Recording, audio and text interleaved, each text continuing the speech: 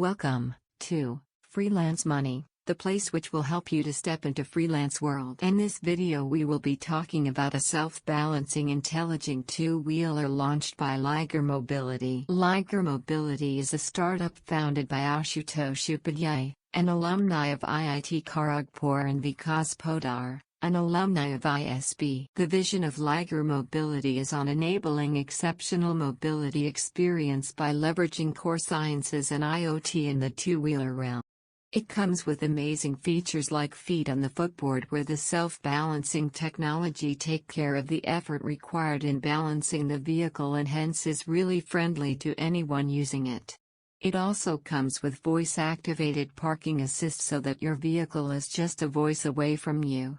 The adaptive balancing also assures that when a partner rides with you the vehicle still balances. The intelligent balancing system is fully adaptive to the varying loads.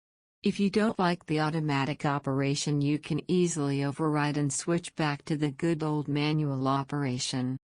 It is said to be really cost-effective, and with features like self-balancing, impact protection and comfortable ride, it could be really helpful for the physically challenged people.